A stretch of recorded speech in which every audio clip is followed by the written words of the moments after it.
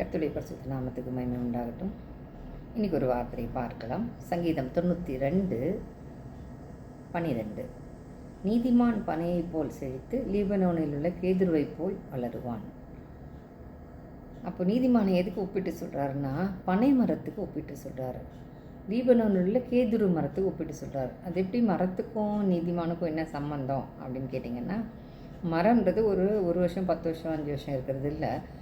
100 200 ஆண்டுகள் 1000 ஆண்டுகள் 500 ஆண்டுகள் இருக்கிற மாதிரி மரங்கள் வேர் ஒன்று இருக்கும்போது ஜெனரேஷன்ஸ் ஏகப்பட்டது இருக்கும். எந்த காலத்துலேயும் நட்ட மரங்கள்லாம் இப்போ வரைக்கும் இருக்குது. அதனால் அது மரத்துக்கு ஒப்பிட்டு சொல்கிறாரு. இப்போ அதுக்கும் பனை மரம் சொன்னிங்கன்னா அது ரொம்ப டாலாக, அது ஒரு மெஜஸ்டிக்காக, அது சொல்ல முடியாத அளவுக்கு அதை எதுக்குமே ஒப்பிட்டு சொல்ல முடியாது. அந்த மாதிரி அது இன்னொரு விஷயம் என்னென்னா, பனை மரம் உங்களுக்கு டெசர்ட்லேயும் வளரும், பாலைவனத்துலேயுமே வளரும். ஸோ பாலைவனத்தில் வளர்ந்தாலுமே அதுக்கு தண்ணி தேவைப்படாது, அப்படி இருக்கும். அதனால் நீதிமானுக்கு எந்த பிரச்சனை வந்தாலும் அவன் நிற்க முடியும் அப்படின்றதுக்கு உதாரணமாக தான் இந்த பனை மரத்தை சொல்கிறாரு.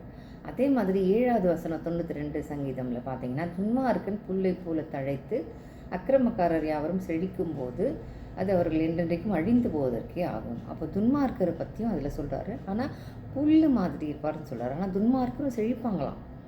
எப்படி செழிப்பாங்கன்னா, புல்லை மாதிரி செழிப்பாங்க. புல் எப்படி செழிக்கும்?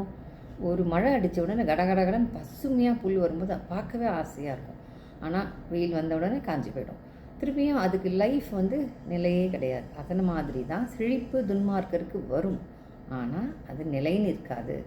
அவர்கள் என்றென்றைக்கும் அழிந்து போகிறதுக்காக மட்டுமே அவங்களோட செழிப்பு இருக்குமே தவிர அந்த செழிப்பு உதவாது அப்படின்னு வேதம் சொல்லுகிறது. அதனால் நீதிமானை நம்ம எதுக்கு ஒப்பிட்டு சொல்கிறாருன்னா, பனை மரத்துக்கு ஒப்பிட்டு சொல்கிறாரு. அது எந்த சூழ்நிலையிலும் சரி, டெசர்ட்லேயும் சரி, தண்ணி இருக்குதோ இல்லை, எந்த சூழ்நிலையிலையும் அதால் நிலை நிற்க முடியுன்றது மாதிரி, அந்த மரத்துக்கு நிலை நிற்க முடியும் மாதிரி நீதிமானாலையும் 7 தரம் விழுந்தாலும் அவன் எழுந்திருப்பான் அப்படின்னு சொல்லி வேதம் சொல்லுகிறது.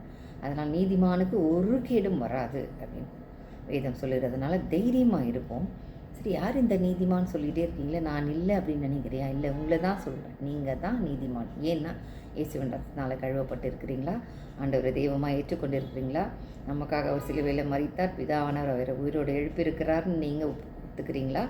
அப்படி இருந்தால் நீங்கள் தான் நீதிமான். அதுவும் உங்களோட கிரியைகளினால் நீங்கள் நீதிமானாக்கப்படவில்லை, அவருடைய இரத்தத்தினாலே நீங்கள் நீதிமானாக்கப்பட்டிருக்கிறீர்கள்.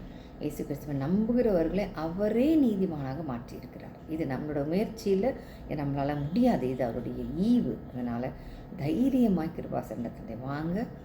கர்த்தருடைய ஆவியானவர் உங்களோடு கூட பேசுவாராக. சகல ஆசீர்வாதத்தையும் உங்களுக்கு பெற்றுத் தருவாராக.